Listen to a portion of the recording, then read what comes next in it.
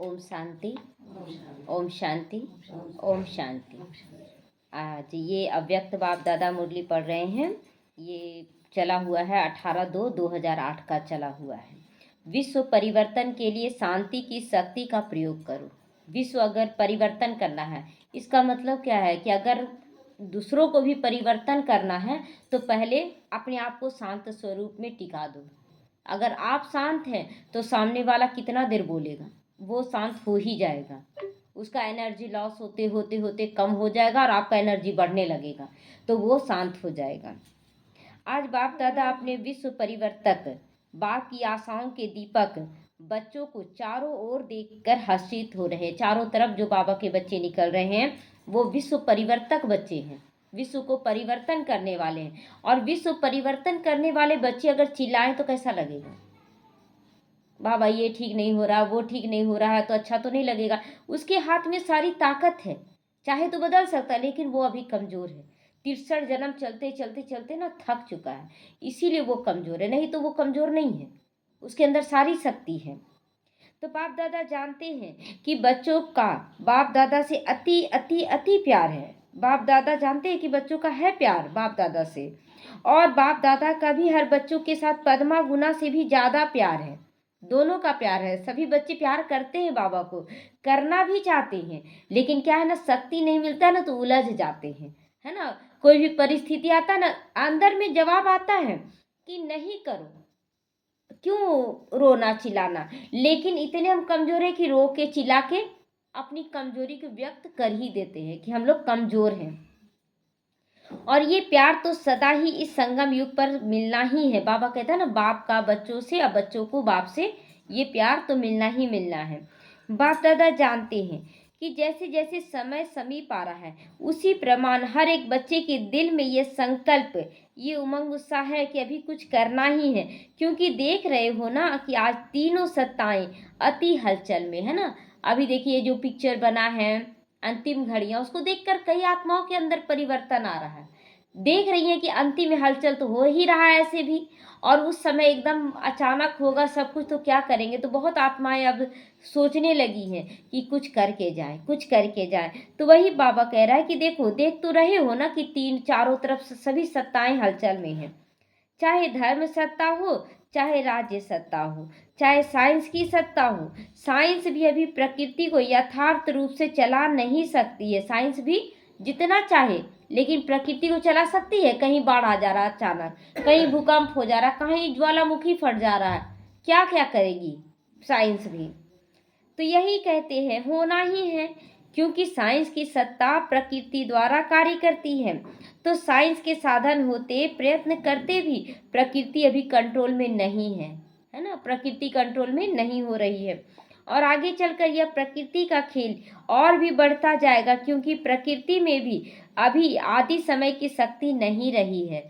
जैसे हम लोग ना चाहते हुए भी गुस्सा करते हैं ना, मतलब जान रहे हैं, ज्ञान समझ में सभी को आ रहा है। ऐसा नहीं है कि कोई आत्मा बुरी है, ज्ञान को समझ रही है, लेकिन जब कोई परिस्थिति आता है तो ना चाहते हुए भी हमारे मुख से कुछ ना कुछ निकल जाता है, बोल देते, या मन में हलचल हो जाता है। तो उसी तरह बाबा कहता है कि प्रकृति में भी अब ताकत नहीं रही है, और इसीलिए वो बार बार बाढ़ भूकंप ला रही, कितना भी कंट्रोल साइंस कर रहा, फिर भी कंट्रोल में नहीं आ रही है।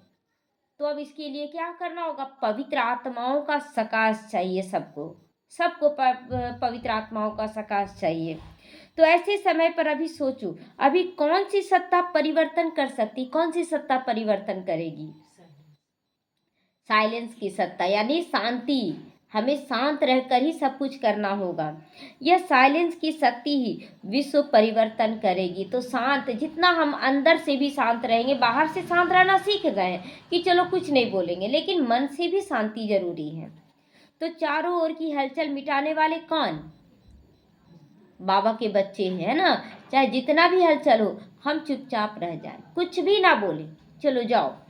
तो जानते हो ना, यह सिवाय परमात्मा पालना के अधिकारी बच्चों के, आत्मा के, और कोई नहीं कर सकता है ना। कोई भी नहीं कर सकता है, हलचल को मिटा नहीं सकता है। बाबा के बच्चे ही शांत रहकर कर सकते हैं। तो आप सबको सभी को यह उमंग उत्साह है कि हम ब्राह्मण आत्माएं बाप दादा के साथ भी हैं और परिवर्तन के कार्य में साथी भी हैं। कितना उमंग उत्साह है ना। हमें कितना नशा होना चाहिए कि हम लोग विश्व परिवर्तन का कार्य कर रहे हैं। तो बाप दादा ने विशेष अमृत बेले और सारे दिन में चलते हुए भी देखा है।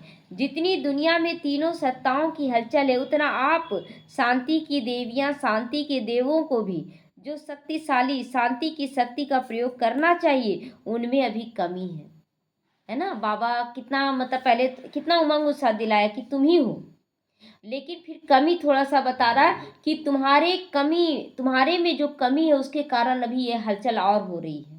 तुम अपने आप को साइलेंस करो, ये हलचल समाप्त हो जाएगी। तो बाबा अमृत वेले भी देखता है। अमृत वेले क्या कमी देखता है कि या तो उठ नहीं पाते हैं आलस्य में, है ना, या तो फिर उठ भी गए तो नींद के वाइब्रेशन में रहते हैं, या फिर अगर उठ भी गए कोई चिंता फिकर उसको मन में दोहराते रहते हैं, ये हो गया वो हो गया, ये ठीक करो। तो बहुत सारी बातें अमृत वेले आती। बहुत कम ही बच्चे हैं जो एक्यूरेट बाबा को याद करते हैं, विश्व को सकाश देते हैं। तो बाबा कहते हैं चलते फिरते भी चिंता करते रहते हैं। कोई भी परिस्थितियां है बस घुटना स्टार्ट कर देते, क्या हो गया कैसे हो गया। तो बाप दादा भी सभी बच्चों को यह उमंग दिला रहे हैं कि बच्चे तुम मेरे साथ ही हो, तुम्हारे साथ कुछ गलत नहीं होगा, तुम मेरे श्रीमत पर चलो। सेवा के क्षेत्र में तो आवाज अच्छी फैला रहे हो। मतलब सेवा क्या है कि अनेक आत्माओं को संदेश देने का कार्य हम लोग अच्छा कर रहे हैं, लेकिन हमें अपने अंदर की स्थिति को मजबूत और बनाना है। जब तक हम अंदर को नहीं मजबूत बनाएंगे तो हलचल में ही आ जाएंगे। लेकिन साइलेंस की शक्ति को चारों ओर फैलाओ। साइलेंस की शक्ति का कब जरूरत पड़ता है? जब अशांति होती है। और अशांति क्यों क्या है ये? जब हमारे साथ कोई परिस्थिति आता है, उस समय साइलेंस की शक्ति का बहुत ज़्यादा ज़रूरत पड़ता है।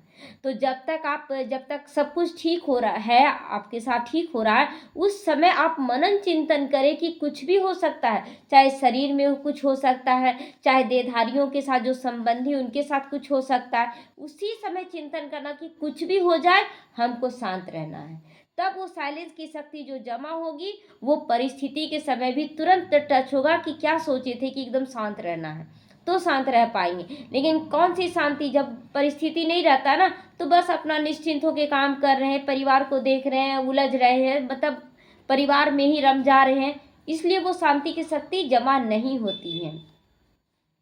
तो आज बाबा को खांसी हो रहा था तो बाजा खराब है, फिर भी बाप दादा देखो बच्चों से मिलने के बिना रह नहीं सकते, बच्चे भी नहीं रह सकते हैं, है ना। बाप दादा को मतलब ब्रह्मा बाबा का तो बूढ़ा शरीर था ना, और उस तन में प्रवेश करके ब्रह्मा शिव बाबा मुरली चलाता था।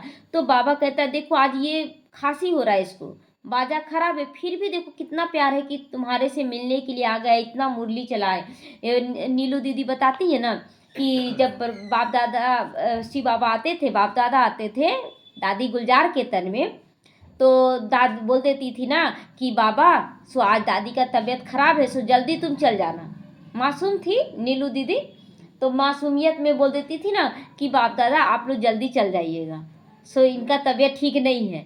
और उसी दिन शिव बाबा ना और लंबा मुरली चलाता था, और लंबा, और चुपचाप वो देखते रह जाती थी, और उससे ज़्यादा देर तक सबसे मिलते थे, जितना ही बोल देती थी ना।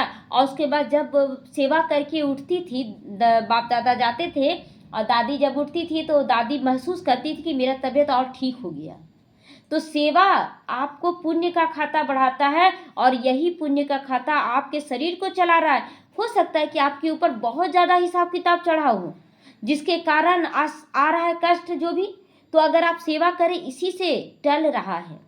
इसीलिए सेवा, ये नहीं बोलना है बाबा को बाबा हम इतना सेवा करते फिर ऐसा क्यों, अरे वही सब शक्ति जो चला रहा है, नहीं तो पाप का बोझा बहुत है। तो बाप दादा यह विशेष इशारा दे रहे हैं कि अभी शांति की शक्ति के वाइब्रेशन चारों ओर फैलाओ। अभी विशेष ब्रह्मा बाबा और जगदम्बा को देखा कि स्वयं आदि देव होते हुए भी शांति की शक्ति का कितना गुप्त पुरुषार्थ किया। देखिए दोनों आदि देव ही थे, ब्रह्मा बाबा और मम्मा, लेकिन फिर भी उन्होंने भी बहुत मेहनत की है, बहुत मेहनत करते थे, शांति में रहने का पुरुषार्थ करते थे। आपकी दादी ने भी कर्मातीत बनने के लिए इसी बात को कितना पक्का किया। जिम्मेवारी बहुत थी दादी प्रकाश मणि पर, फिर भी वो भी बहुत अपने आप को पुरुषार्थ में लगा दी। तो सेवा का प्लान बनाते शांति की शक्ति भी जमा की। खांसी बार बार आ रही थी ब्रह्मा बाबा को उस दिन। बाजा कितने दादी को, गुलजार दादी को खांसी बार बार हो रहा था।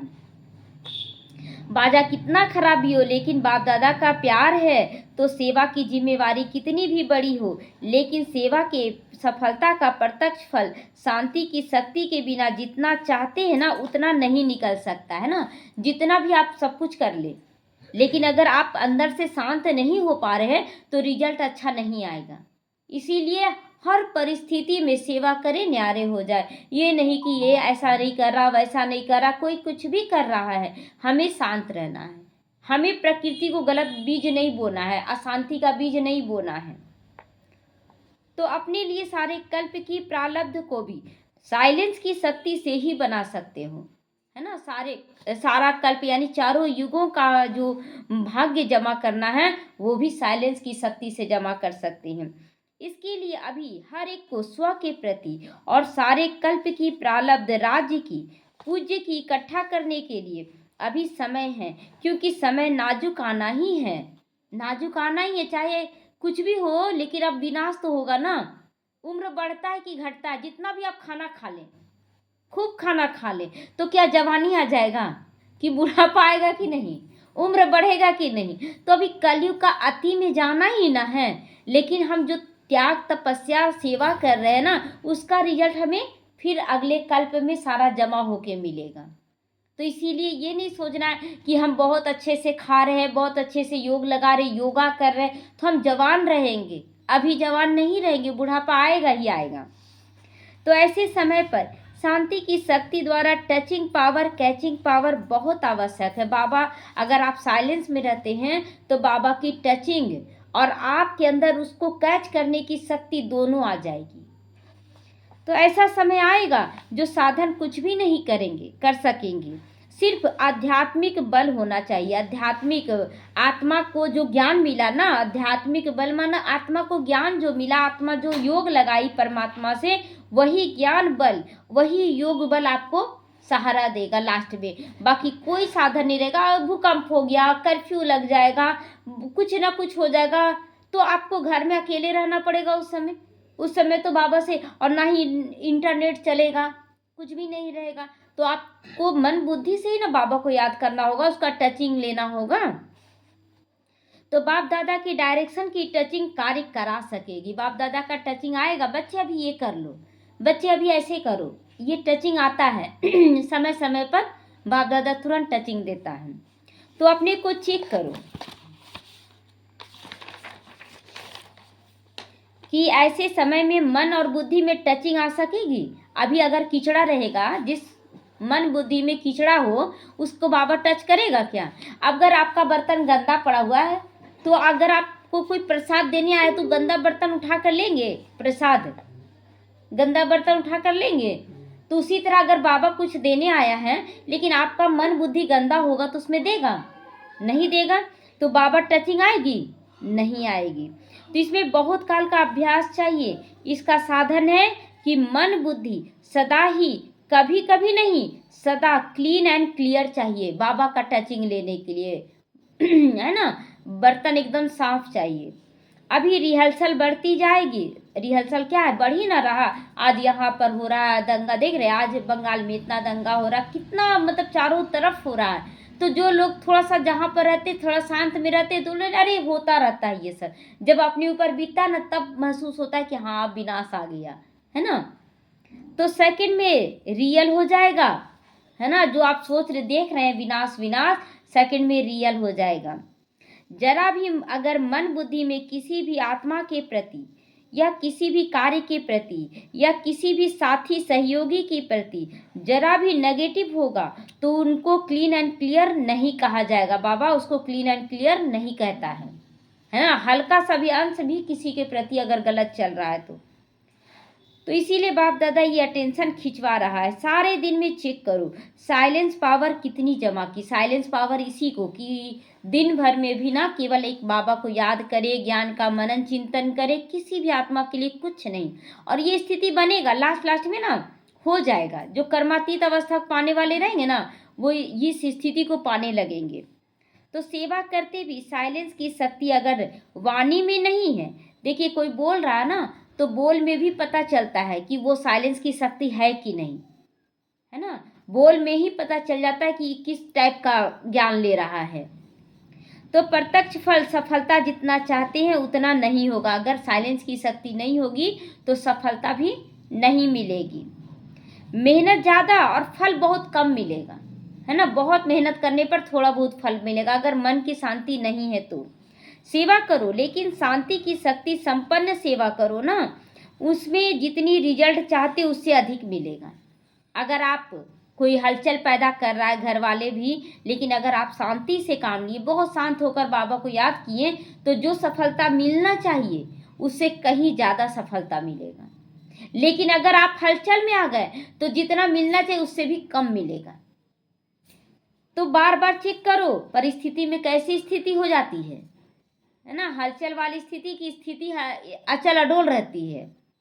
बाकी बाप दादा को खुशी है कि दिन प्रतिदिन जो भी जहाँ भी सेवा करे वो अच्छी कर रही हूँ, लेकिन स्व के प्रति अब शांति की शक्ति जमा करने का, परिवर्तन करने का और अटेंशन बढ़ाओ।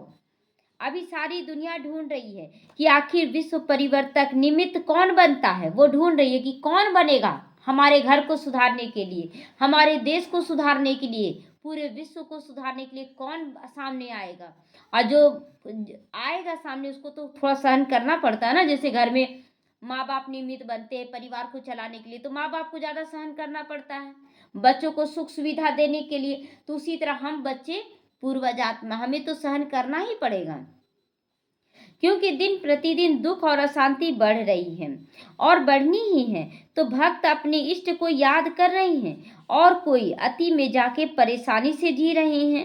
भक्त अपने इष्ट को याद कर रहे हैं, कोई अति में जा रहा है, मतलब परेशानियों में डूबता जा रहा है और अपने भगवान को याद कर रहा है। धर्म गुरुओं की तरफ नज़र घुमा रहे हैं। और साइंस वाले भी अभी यही सोच रहे कैसे करें, कब तक करेंगे, कब तक होगा, मतलब वो कोशिश कर करके थकते जा रहे हैं साइंस वाले भी। इन सब को जवाब देने वाले कौन देगा इनको जवाब। तो सबके दिल में यही पुकार, आखिर कौन, गोल्डन मॉर्निंग कब आनी है। तो आप सभी लाने वाले हो ना, आप लाओगे, लाना है, हाथ तो उठा दो जो समझते हम निमित्त हैं। लाना है, निमित्त हो, सभी ने हाथ उठाया। अच्छा है ना, सभी निमित्त बन रहे हैं साइलेंस की शक्ति को जमा करने का। देखिए पहले से तो बढ़ा है ना, थोड़ा थोड़ा बढ़ता जा रहा है, लेकिन अभी पूरा नहीं ना बढ़ा है। थोड़ा भी मतलब बोलते हैं ना कि जहर का अंश किनारा निकाल रहे हैं, लेकिन नहीं, जब तक एक अंश भी जहर है वो तो खराबी करेगा ना, तो जहर को निकाल देना है। इतने सारे निमित्त है तो कितने समय में होना चाहिए पूरा विश्व का परिवर्तन।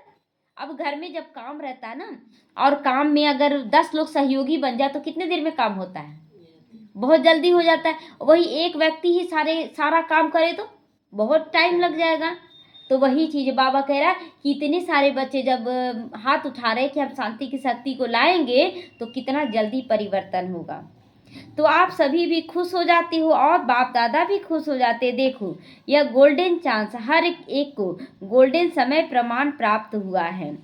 अभी आपस में जैसे सर्विस की मीटिंग करते हो ना, प्रॉब्लम हल करने के लिए भी तो मीटिंग करते हो ना, ऐसे मीटिंग करो, ये प्लान बनाओ, याद और सेवा का प्लान बनाओ। कैसे हम याद करें बाबा को, कैसे हम अपने अंदर की शक्ति को बढ़ाएं और कैसे हम फिर सेवा करें।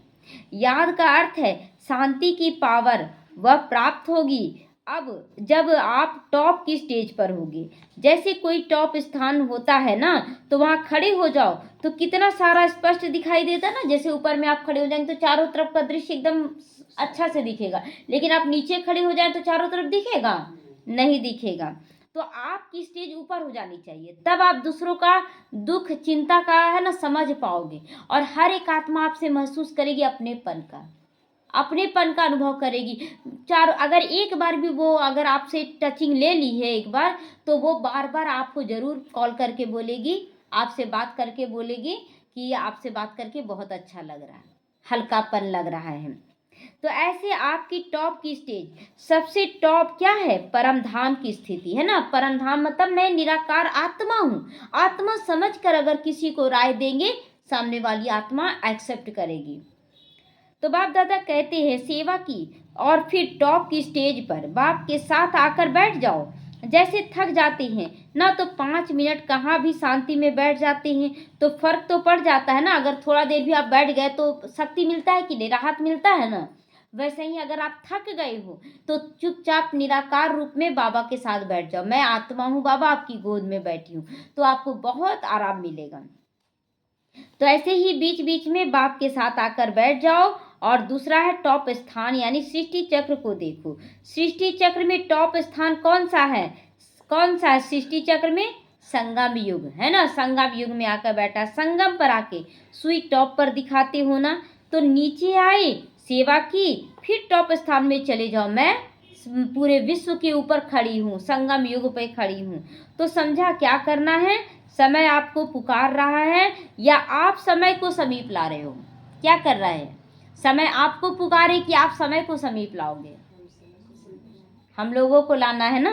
क्योंकि देखिए बच्चे तड़पते रहें, तड़पने से पहले हम उनको निकाल लें। तो रचता कौन है? हम हैं रचता। तो आपस में ऐसे ऐसे प्लान बनाओ। अच्छा, ओम शांति।